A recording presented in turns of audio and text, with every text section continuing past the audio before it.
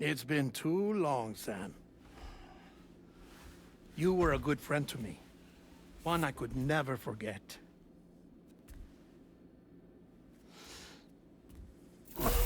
Which is why I took steps to ensure that this message would only play upon your arrival. The sensors were set to scan for your biometric data. A simple enough trick.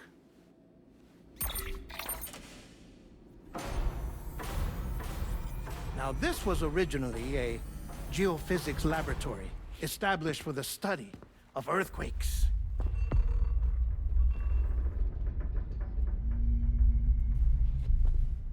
And for that reason, it holds a wealth of documentation on gatequakes, tar currents, and placates.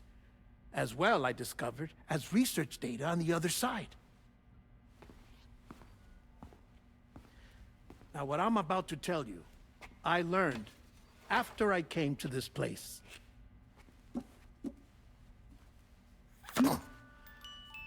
Imagine that this is the lab. Though it's relatively close to the northern tip of South America, the continent is entirely cut off from us by a tar belt. And so we have no idea what's going on down there. Nor do we know the state of any continent other than our own. The researchers here were trying to establish contact with the rest of the world. They were well equipped to do so, as the facility had once been used to launch research satellites.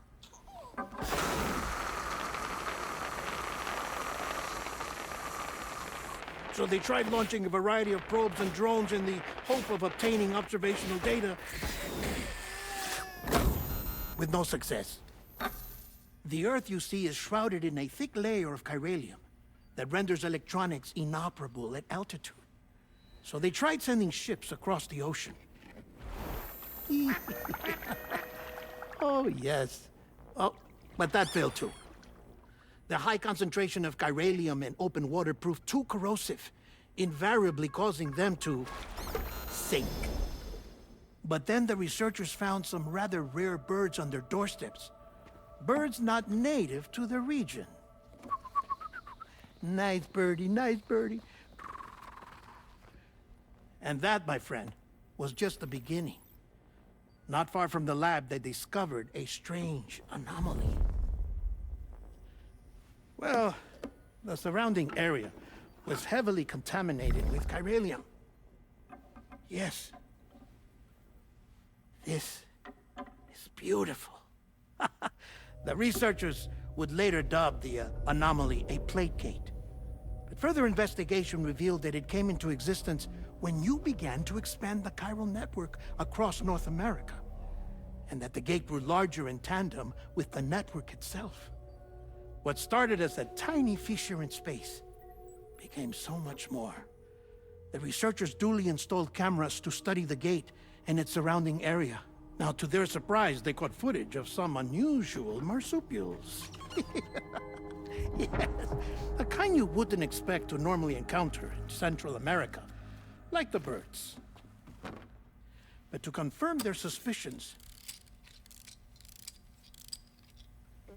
they sent an autonomous robot through the gate. The soil samples it collected were consistent with the archived geological data from the southern hemisphere.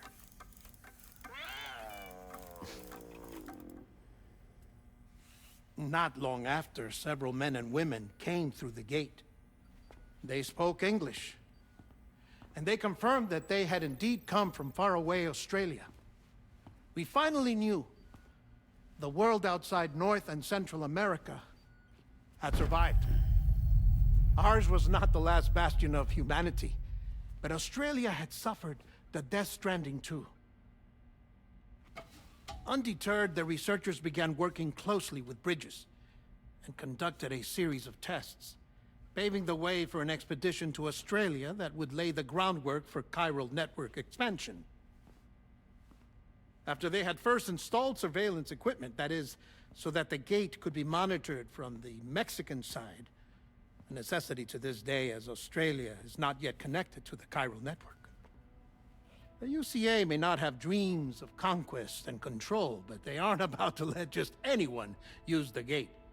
Indeed, that's one of the reasons they were so determined to connect Australia to the network in the first place. Well, I suppose that's all I have to say about the plate gate. There's something else that I need to tell you, though. Something far more important. Mind if I pause it here? I have to go take a shower.